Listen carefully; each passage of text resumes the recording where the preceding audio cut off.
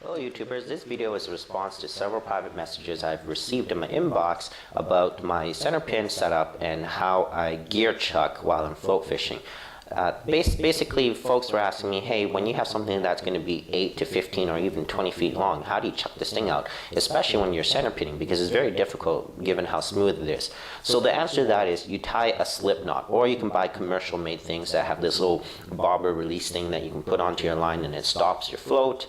There's other ones where after you've tied everything you forgot, it's called inline, and that works too. But in my case, I'm kind of cheap, or you could say I'm smart, and I'm passing on this wisdom to you guys with how you do it. It's very, very simple to tie a slip knot. So for the sake of this video, I'm going to use some nice bright colored line, and then I'll show you guys how it looks like afterwards.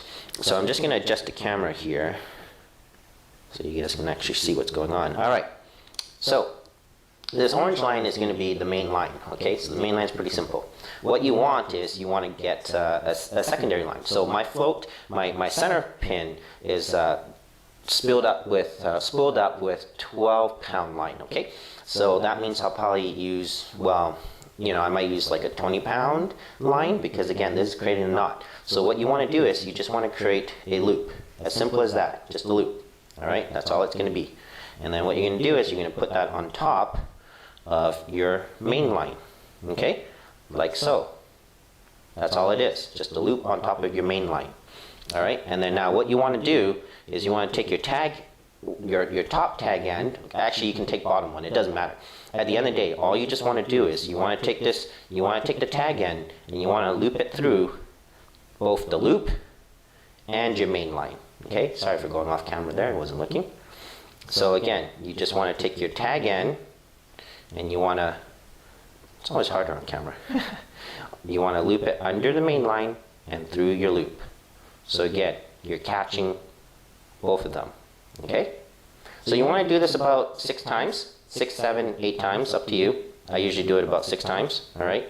And then what happens is when you're done, you got this tag end. Oops, you have your tag end, and you have the other tag end on the bottom. And make sure you wet your line, okay? Because if you don't wet your line, you could be causing some really bad friction and abrasion on your 12-pound line, 10 or 8, whatever you're using.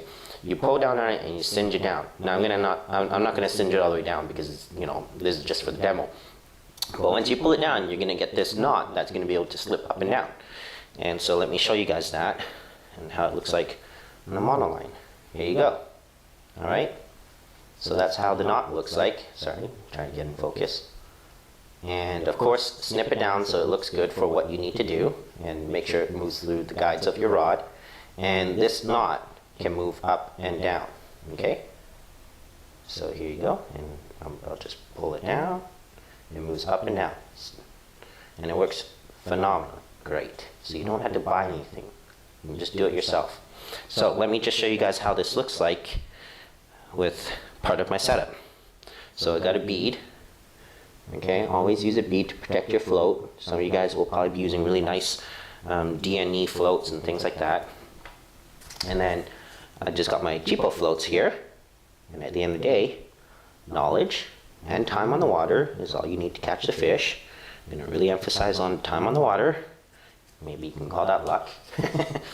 So what's going to happen here is this bead is going to protect your float, and it'll be stopped by that slip knot. Alright?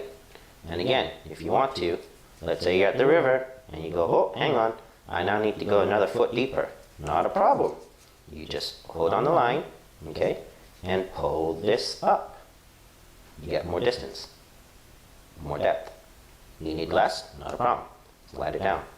So, there's really no more need for doing the old method of where you would wrap the line around the float or use a toothpick or another hook and, you know, wedge it in there so it doesn't move.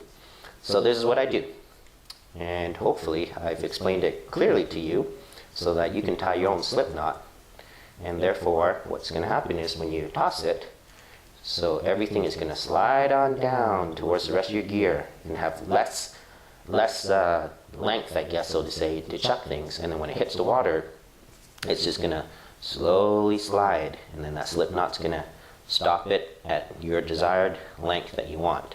So again, and it's stuck. It's not going to go anywhere. You can always tie another knot on the bottom if you want to control how far your float's going to go down as well, so you can swing it more easily or whatnot. All right.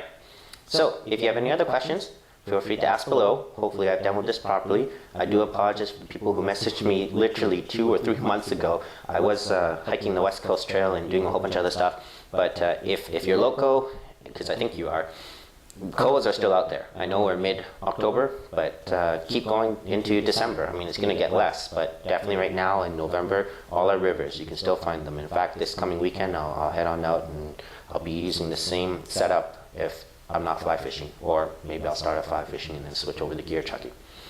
Thank you for watching.